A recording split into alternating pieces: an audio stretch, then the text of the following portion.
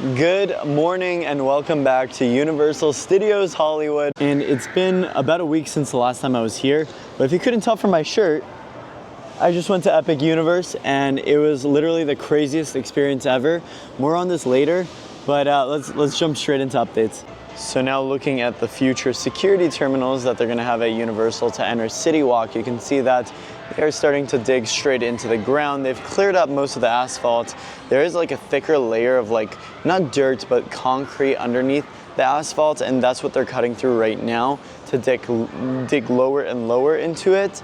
And they have lots of piles of dirt right now. They're setting up for something big. I'm excited to see what they do with this all. This next year of Universal is gonna be really, really weird. We're gonna see a lot of changes within both CityWalk and inside of the park. So I'm really excited to show you guys everything that's gonna happen. But it's all starting here in CityWalk because they really wanna make a great first impression. They wanna turn CityWalk into this like happening place, somewhat like Universal Studios Florida's CityWalk, or downtown Disney, where it's always busy in these parks is like outside CityWalk. And this is their goal with Universal Studios Hollywood. There isn't much nightlife, there isn't much to do here at night anymore. As soon as they removed Howl at the Moon, the piano bar, and the clubs that they had over here in CityWalk and all the activities there was to do, everything just started dying off here in CityWalk. And I think they're locking in, they're getting ready to bring that back. And once they do, CityWalk is gonna be amazing. I just can't wait till we reach that point where we receive both clubs and bars back in CityWalk. All right, let's head into the park. There's a lot to talk about from inside. Let me quickly talk about my Epic Universe experience. I'll get into more detail later on, like more into the lands, the rides I did, etc. But Epic Universe was literally the craziest theme park I've ever been to. Like, just it was amazing. I don't know how to explain this theme park. You walk in to Celestial Park. This acts as like the main hub for all of the portals that you go through to enter each individual land. So like Nintendo World, Dark Universe, How to Train Your Dragon, or the Ministry of Magic Paris. But the cool thing about Celestial Park is it ties everything together.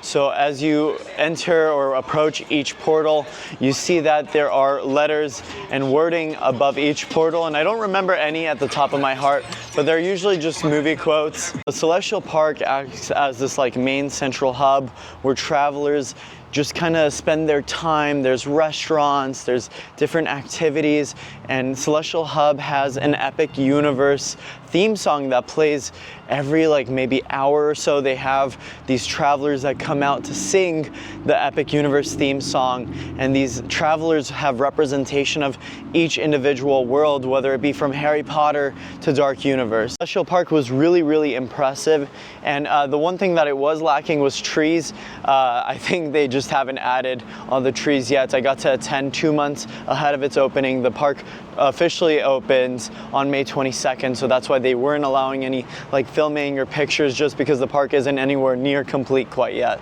I think what really threw me off about this theme park was the land that was my favorite, and that was the Ministry of Magic Paris. They just blew me away with this theme park.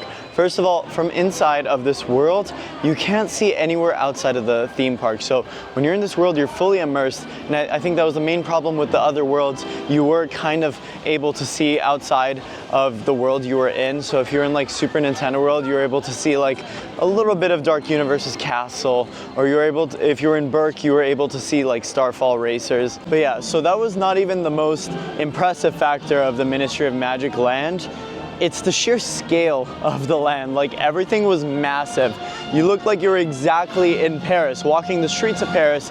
The layout did remind me of Diagon Alley, however, it was so much larger. And what I loved about it the most was that when you're walking around, you smell the fresh croissants of Paris, you see the restaurants on the side with the little awnings above, and that's such like a France thing to have, and it looked like exactly like France, which was crazy. I know I harp on this a lot, a very Universal Hollywood. It takes forever for the biometric scans to scan you into the park, but in Orlando, they do things a little bit differently.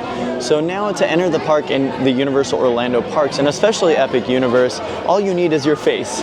They have really great facial recognition technology now. So to get you inside of the park, all you need to do is show your face, scan your ticket, and they'll let you in.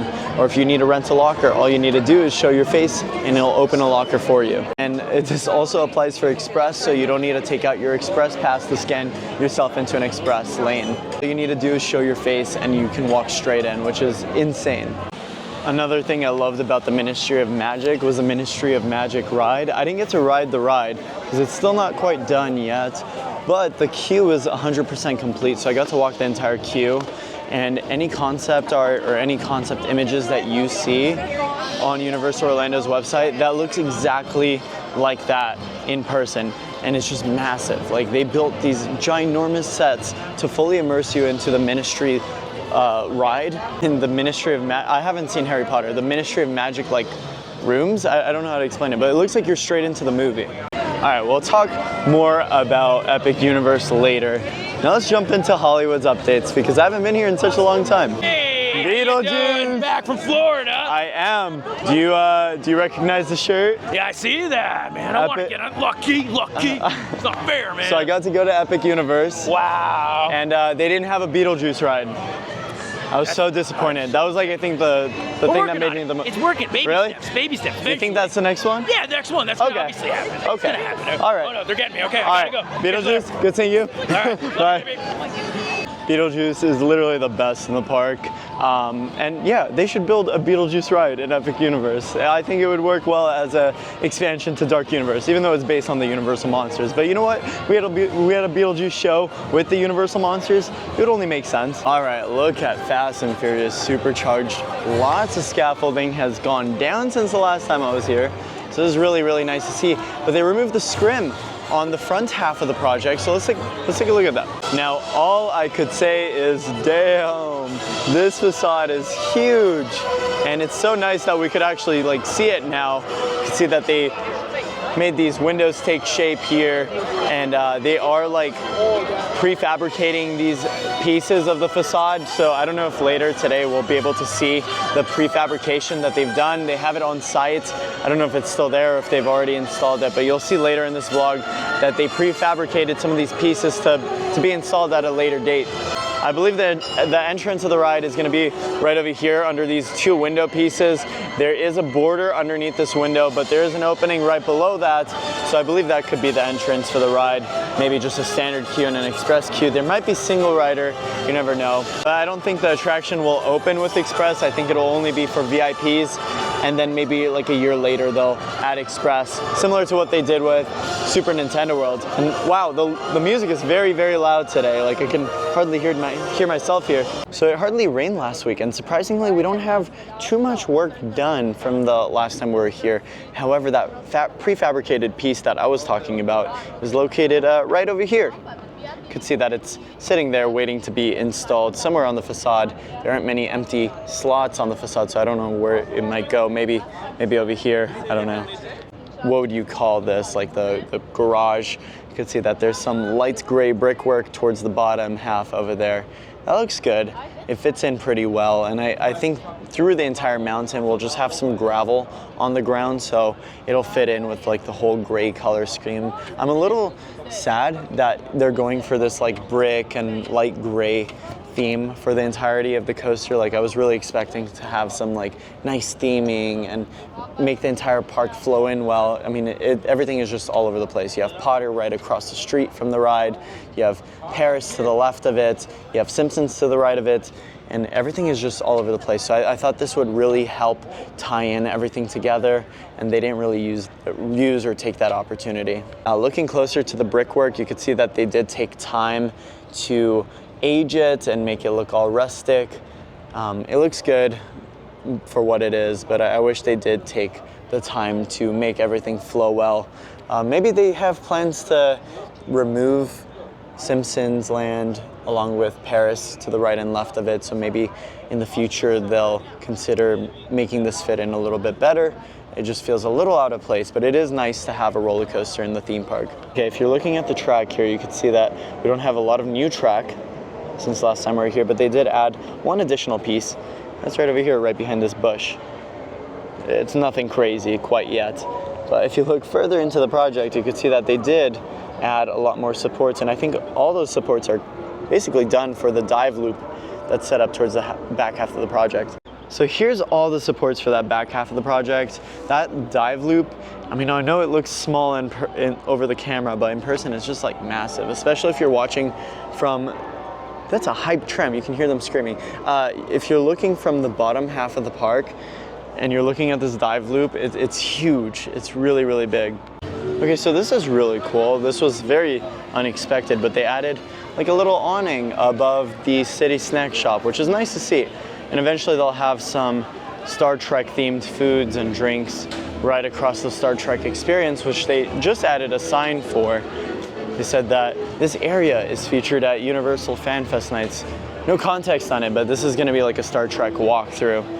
I would call it a haunted house, but I'm not exactly sure how these walkthroughs are gonna work. I don't think they have any jump scares or anything. I think it's supposed to be a family-friendly event. But to top that, they will have like mini scare zones, if you want to call it that. They have zones where, I think they're called fan zones, now that I think about it. They're gonna have zones with like a bunch of characters walking around and interacting with the guests, similar to what they do at like Knott's Berry Farm. I was gonna give more examples, but I think it's only Knott's that does this, where you have characters, a part of a story, kind of giving you narrative and interacting with the guests around you, and maybe they do some stuff while they're at it.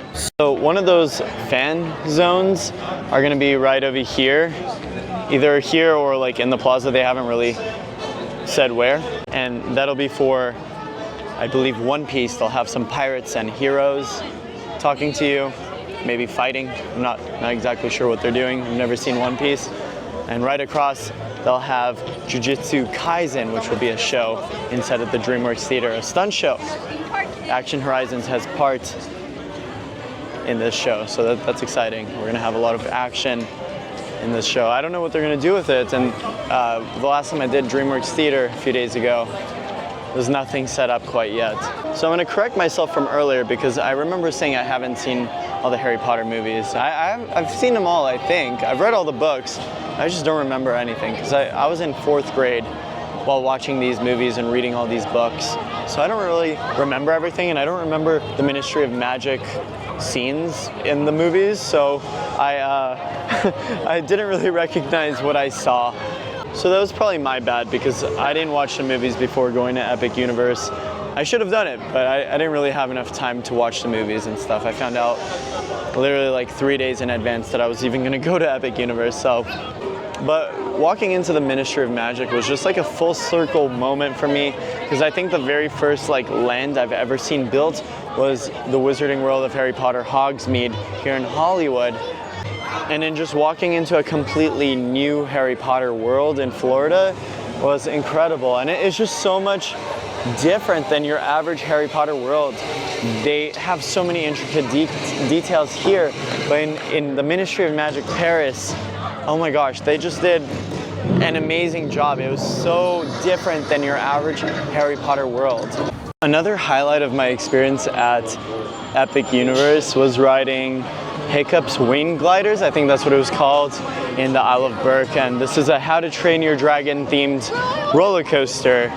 And it was probably the best roller coaster I've ever been on.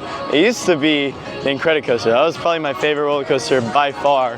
But now it's Hiccup's Wing Gliders. And it was just insane, because you hear the iconic like test drive theme from Test Flight. I think it's Test Flight theme from How to Train Your Dragon. And that ride was just so fun, so much energy. And I love the animatronics on the ride, and I think that's all I'll say about it. Also, wow, look at this. They are hard at work over here on the Hillside project. They've definitely flattened out this mountain a lot more than I expected they were gonna flatten it out. And we now have like an official roadway here. I don't know exactly what they're gonna be doing here. I don't know if they're gonna flatten out the entire thing, but from the looks of it, it looks like this will turn into a roadway. And the standing rumor for this was for it to turn into a new tram station for you to board the studio tour. But now that I look at it, like, it doesn't look like they could fit trams here. Like, how do you get it around?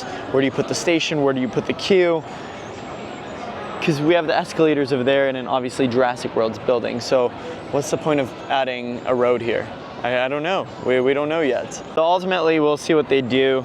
But as far as Halloween Horror Nights goes, I don't think they'll be adding a haunted house in this location for at least the next year or two until they finish this project here, whatever it is. So it looks like Dead Exposure, Death Valley was one of the final haunted houses we had over here in this location for Horror Nights. For now. This might change. You can see lots of construction walls surrounding the area, and usually they'd start work on Horror Night haunted houses in like March or April, and they still haven't started in this specific location. However, looking right behind Transformers, you can see that they added fencing to start work on whatever Halloween Horror Night haunted house they're gonna have back there. That's all sectioned off right now. And I just wanted to talk about Revenge of the Mummy for just a quick second. I want to ask you guys, would you rather keep the Mummy ride or replace it with Dark Universe? Because the one thing about Dark Universe is it's such a tiny land. It's so small, but they have two attractions a part of it. One of them is Monsters Unchained, the Frankenstein experiment, which I can't really talk about the story because the park hasn't opened yet. But I will say this ride is very animatronic heavy. It is pretty intense. Think Harry Potter and the Forbidden Journey, but like times 10 with both practical effects, screens, and honestly intensity of the coaster track. Because as you're riding this ride, there's a lot of moments where you just get whipped around and around and around. But also, if they replace the Mummy ride with Monsters Unchained, first of all, they can fit an entire land and probably Monsters Unchained in this location.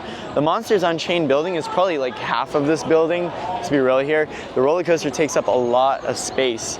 And if they were willing on getting rid of the sound stages to the left of or right of Transformers, they'll probably be able to fit the entirety of the land, including the werewolf ride. So we'll still have an additional roller coaster on top of Hollywood Drift. So technically we wouldn't really be losing a roller coaster, and there is still Mummy representation on the ride. I don't know if that's a spoiler or not, but the Mummy is on the ride.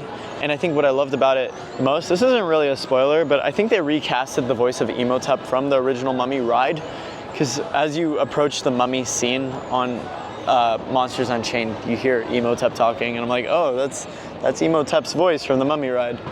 So I don't know, I won't say much more about the ride. Maybe I'll make a spoiler review, or maybe I'm not allowed to talk about it. I don't really know. I do know for sure I wasn't allowed to take pictures or videos, which kind of sucked. You know what, it's okay, it's okay. I will say Nintendo World was incredible out there.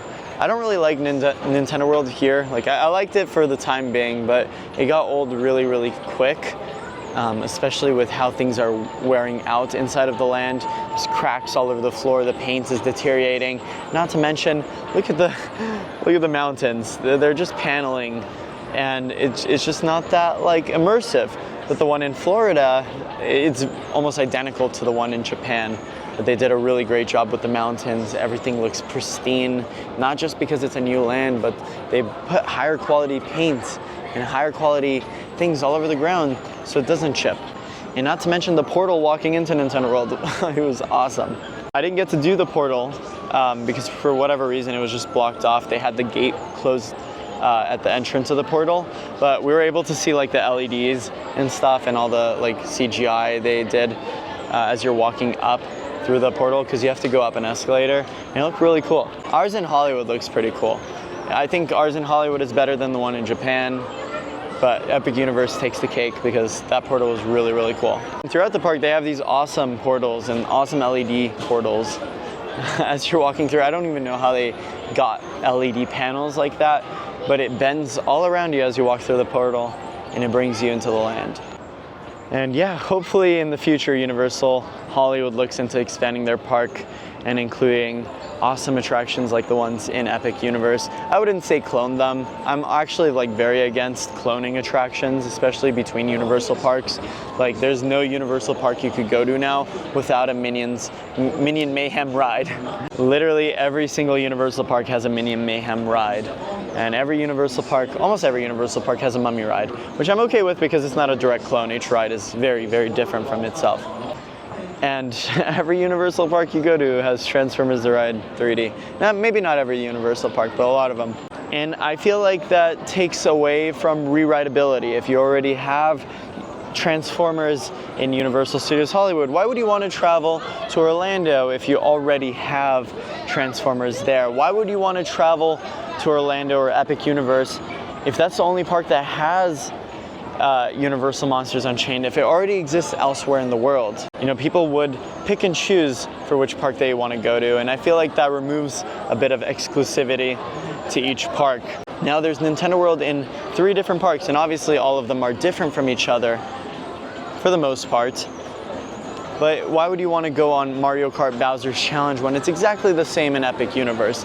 I think that just takes away from a ride you can ride in Epic Universe. If you're paying $200, let's say, to go to that park, maybe even more, like you're spending so much money between your hotel, your flight, whatever, you're not gonna choose riding Mario Kart Bowser's Challenge when it already exists somewhere else that you've already visited. So that's why I'm a little against cloning attractions. I mean, you know, I love Frankenstein Experiment, but I think maybe it is a good choice that they don't clone the ride here. As nice as it would be to have at home, it doesn't make sense to clone a ride that already exists, because if we have that ride here, and that was my favorite ride at Epic Universe, I don't need to travel all the way to Florida to ride that ride, and I feel like they lose money like that. I will admit, when I went to Epic Universe, I did ride Mario Kart Bowser's Challenge just to see if they upgraded the AR technology, and I think the resolution was slightly better, but my complaint was that their goggles are very different. They're about the same, but the glass is held a little bit higher on your face, and since it's held a little higher on your face, it's a little difficult to see certain things on the ride, just because you have like a little, like, I don't even know what to call it, like a cover covering one part of your field of vision. The quality looked about the same in my opinion. I think it shined a little bit better towards Rainbow Road and like that last bit of the ride. I think maybe the FPS was a little bit higher because it looked really, really smooth. And also the animations looked a little more vibrant. But besides that, the ride was exactly the same besides the queue. In Orlando and Japan, you enter the queue by going through Bowser's Castle. You don't have to go through Mount Beanpole to go up. You just enter straight through his mouth, and the queue is very different. I didn't get to do the entire queue. I just went through single riders because I didn't want to wait in line for Mario Kart if it already existed here. Luckily enough, in Florida, there was no wait for single riders for Bowser's Challenge, so I just got straight onto the ride. They're also doing something a little different.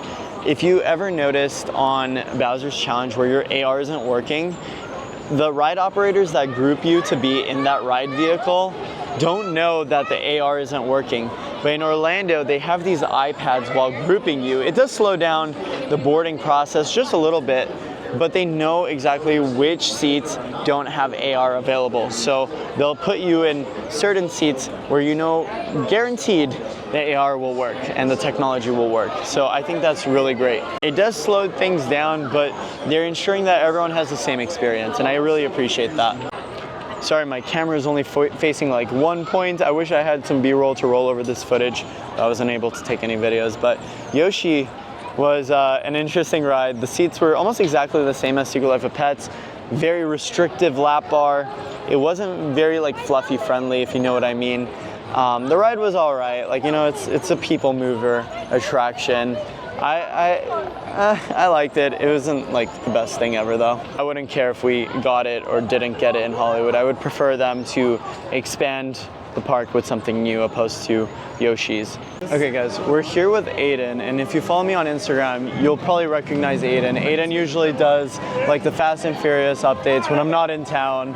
And Aiden, you have the Ministry of Magic. You're all dripped out. You have all the new merch. And then you also have the version 2 wand. And over in Orlando, if you guys don't know already, they introduced these version 2 wands that light up, and they introduced it with a bunch of like new spells in the Harry Potter worlds. Yeah, and so they have like haptics inside, and they light up on the tip as well, so it is really crazy. I wonder if it'll light up here. Cool. I know, I'm curious, like, I want to know what's we'll see. about it. Let's see, okay. I have to actually be good at this, you know what I mean? You think it's not working or just... Oh no, there we go. Oh, there you go. But it But didn't, it didn't light light up the this tip. up. Huh. That sounds really silly, but let's see again. Because it'll definitely light up, and it's almost like it makes a noise, but I don't know if that's particularly like the window that does that. Oh. Yeah, I'm not seeing it with this. Well, let's try some other smells. We should try that fire one. We know that it works though in the park, so that's Yeah. good. But Works I in think Florida, it's but we don't probably know if it works a here. haptic. It would be Yeah. really cool too, I guess, as like an advice or recommendation, like if you could connect it to your phone. I mean, I know it's already connected, but Wait, do you get house points for doing the spells here? I wonder. So in Orlando, if you have the wand, it kind of works as like a Super Nintendo World power-up band, where you gain points for doing things better than others. So like, let's say you hit a power-up block, or You didn't film it? Oh, no, I did. Okay, I'm filming now. So you get points for whatever house you're associated with if you do spells like well. I think it's kind of hidden. So So if you guys want to see, so it's in the Universal Orlando app. Oh, no, you can go for we're it. not in line. It's in the Universal Orlando app, and you scroll down into this area right here, and then further down, I think is right Oh, it's here. the with Universal Play. And I've already connected it, but I'm curious if I can actually collect points by doing the spells here. That would be really highly doubt it.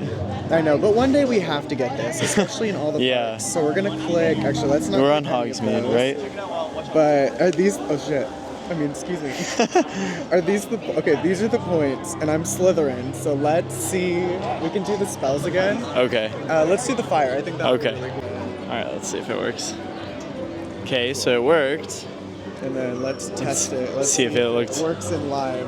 Okay, so we're at 136.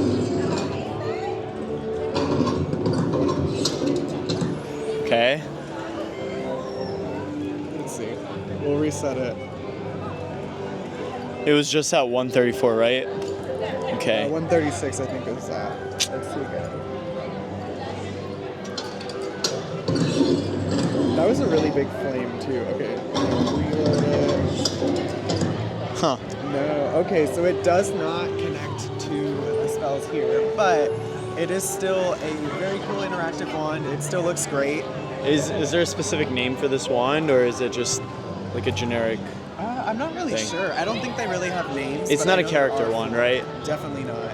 And it's definitely a little thicker. There is a battery, and so you can switch it out from the bottom. And it's quadruple A battery, right? I haven't done it yet. I'm not gonna lie, but I know you can twist it out with just like a flathead. Uh-huh. And there are 4 different designs. There's like one that's kind of white and spirally, one that's kind of black and spirally, and then this one and one that's similar with a red gem. And yeah, I would highly recommend. I was surprised at how much fun it was, especially with the Death Eater challenge, I guess you could call Was there it. any like experience you were able to use the wand with in Ministry of Magic? Or not in the queue, but like in the land? Well, in Place Cachée, there is a really cool spell where you can open up a bunch of like boxes, I guess, in like part of the land in a window. And so once you do it, you almost want to use the wand to close the boxes. And so instead of just doing like a regular spell, you're now pushing against the screen and using your wand to close multiple boxes at a time.